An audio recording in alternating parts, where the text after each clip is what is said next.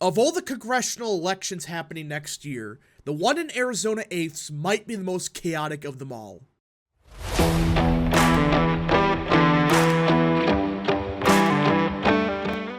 What is up, people of the internet? It is me, Real American, back in with a new video, and today it is time that we talk about the 2024 House elections, because there's been a lot of chaotic House elections happening for the past couple of years, and even this year there's going to be some fascinating ones in New York, in California, etc. But in my humble opinion, nothing tops what is happening in Arizona's 8th Congressional District. This headline says it all. Why big-name Republicans and a former QAnon shaman are running for the same Arizona House seat. Yeah, this is a real headline from ABC News.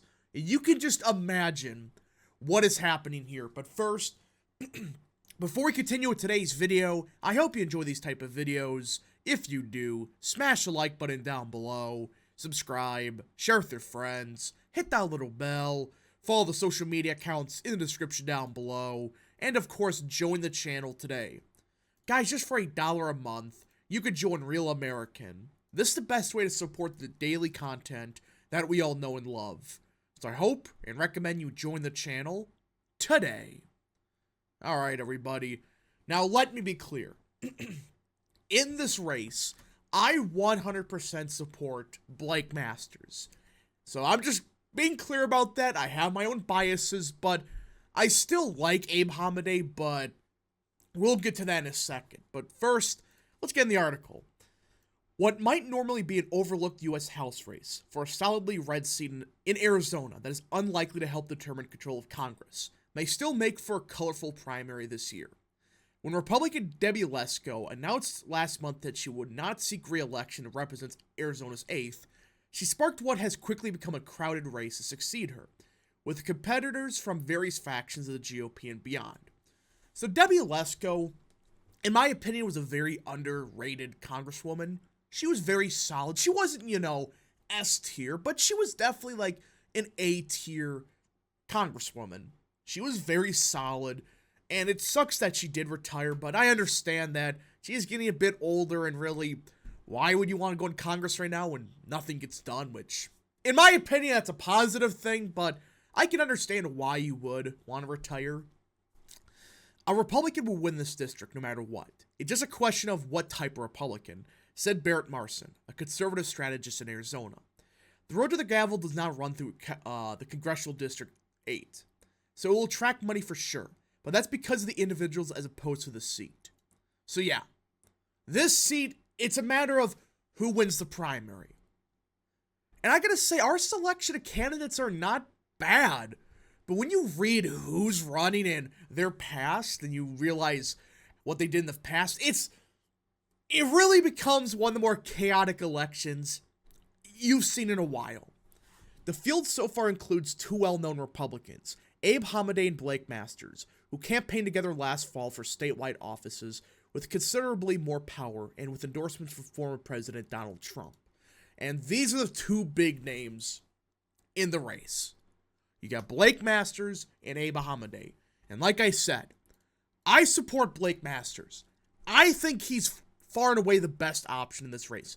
With that being said, Abe Hamadeh is still a good guy. I like Abe Hamadeh. He's decent on the issues, but how his campaign is attacking Masters, I'm not a big fan of. Some of this is just petty bullcrap, like, how dare he not challenge a 5-point defeat? Come on, Abe. And then you unfollowed people, including myself, for merely pointing out that, hey, he lost by 5. So I merely point out the fact that he lost, alright? Now, I have my opinions on what happened to Abe, but still, this petty bullcrap of, he didn't challenge the results, that's absurd. When he lost by 5 points, and I know they're already saying, oh, that means he's an inferior candidate since he underperformed.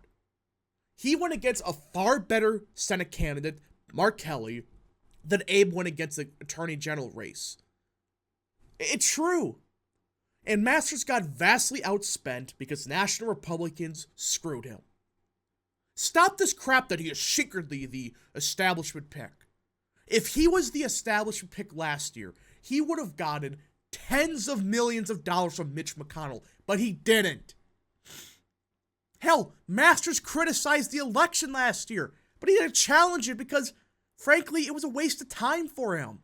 It was. Now, you have a valid case, but still. They attack him for not challenging the results? What? Two other hopefuls, including one libertarian candidate, were at the Capitol on January 6. One of those individuals was also a so-called fake elector in Arizona during the push to reverse Trump's 2020 loss, blah, blah, blah. The other pleaded guilty to obstruction of an official proceeding in relation to the attack and served more than 2 years in prison. Yeah. Libertarians, everybody. You can't make this up. Two of them were at the Capitol, and one is the infamous QAnon shaman. Yeah, that QAnon shaman. You can't make this up. So not only do you got Blake Masters and Abe Hamadeh, who are well known in the state, and I personally are big fans of, you have a Lulbert, who was at the Capitol, who became famous for being a shaman. Lesko, meanwhile, has endorsed a fifth candidate, Arizona Speaker Ben Toma, who had already been elected by voters in the district to the Arizona House 3 times.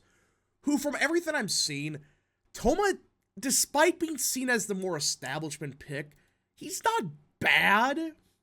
You know, he's like a B-tier guy. He would be decent.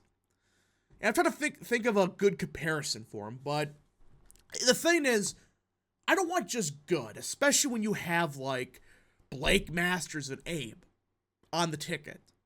I think Ben Toma would be a solid congressman, but I really want somebody like Masters in the House so bad. So, it's not an establishment candidate. Like, I guess he is backed by the establishment, but he's still good on the issues, just not as good as the two people that I personally think are better. Toma will face off against the Libertarian and at least 3 Trump-aligned candidates who are vying for the same voters, with the district offering them a target-rich environment. Now, that is a big question about how will the vote split. I think with Kari Lake getting involved in this race, and I think Trump will too, I don't think the other guy is going to do anything. The other Trump candidate, who's a state senator, I believe. I don't think he's going to really do much. He may get like 10% or something, but I really think it's a 3-way race between Masters, Abe, and Toma. So, it's one of those circumstances where I'm not mad whoever gets it, but I would just be sad if Masters lost. That's really what it comes down to. Hamadeh, who narrowly lost Arizona's Attorney General's race last year, but continues to baselessly challenge his loss in Masters, who likewise lost his bid to the U.S. Senate but conceded the race, but which is not fair. The ABC, really? Hamadeh lost by 200 votes or whatever it was. It was something incredibly small for a statewide race with millions of votes. Masters lost by 5. That's why he conceded right away. It's like, I don't like what happened, but we lost. Hamadeh announced he would be running for Lesko's seat on the same day she announced plans to retire. 9 days later, when Masters announced that he too was jumping in, Hamadeh's spokesperson was quick to attack him, seizing on the fact that he doesn't currently live in the Phoenix area. Hamadeh lives in Scottsdale, which is outside the district as well, albeit a bit much closer. Abe significantly outperformed him in the district, and Blake's poor performance now threatens to drag down the top of the ticket again. Oh, bull crap! And this is what I'm talking about, Abe. I like you, I supported you last year, but really? Do you not understand? Blake Masters, when he gets a very popular Mark Kelly, who had God knows how much money backing him compared to him. Like, it was $150 million to $5 million. Masters had no money because the national GOP screwed him. He went through a brutal primary where that asshole spent $20 million calling him a Jew-hating Republican. You know, it's like, that's a primary he went through. And now you're attacking him for the poor performance that threatens to drag down the top of the ticket? You're kidding, right? Masters got screwed. If he got proper funding, he probably would have lost, but it would have been by maybe 2. I'm sorry, but this attack on him is absurd. A statewide attorney general race is not the same as a statewide Senate race. It's not. 2 completely different elections. You cannot compare the 2. Masters said at the candidate forum in Phoenix on Wednesday that he's browsing for houses to purchase with his wife Catherine as they prepare to move their family from Tucson in the new year. I'm originally from southern Arizona, so I'm not going to pretend like I've lived in this district my whole life, Masters said. He claimed to have run a poll which showed him doing well in the district, which I just take as invitation, he said, by the strong Republicans in the district to move up here and put my hat in the ring. And I saw the polling. And based on other things I've heard, it actually seems like Masters is slightly ahead here. And that's the problem with Abe. You know, he has the Kari Lake endorsement, but from everything I'm seeing, Masters actually ahead right now. Because he has far higher name recognition. And people are just ignoring that, but it's true. Masters has name ID. Who, unlike Abe, who, yeah, people in the base know him, but really does every single voter know who Abe Hamadeh is? It's not like Kari Lake where, yeah, everybody knows who she is. Abe Hamadeh, not so much.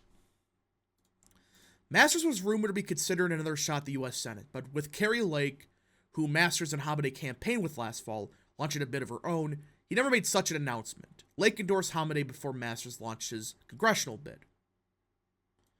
And, you know, which I thought was a good move by Masters. I did not want to go down, you know, political suicide. I really did not want to go down that route. Because he would have got crushed by Lake. But I'm not a big fan that Lake got involved so quickly. It's like, I'm supporting Lake, by the way, for the Senate. She's our best shot. And really our only shot at winning that race. But it's one of those things where I'm not a big fan that she jumped on that race immediately. I would have stayed neutral because I like both. Of course I support Masters, but if I was in Lake's position, I probably would have stayed neutral because it's like, you should be good with both of them, but who knows? Either way, folks, this race is a mess. You have a libertarian running this guy. I mean, dear Lord. You have Abe Hamadeh running, Blake Masters, the Arizona Speaker of the House. It's just chaotic. If you guys did enjoy this video, smash the like button down below, subscribe, share with your friends, hit that little bell, follow the social media accounts in the description down below, and of course, join the channel today. Thank you so much. Godspeed to all of you.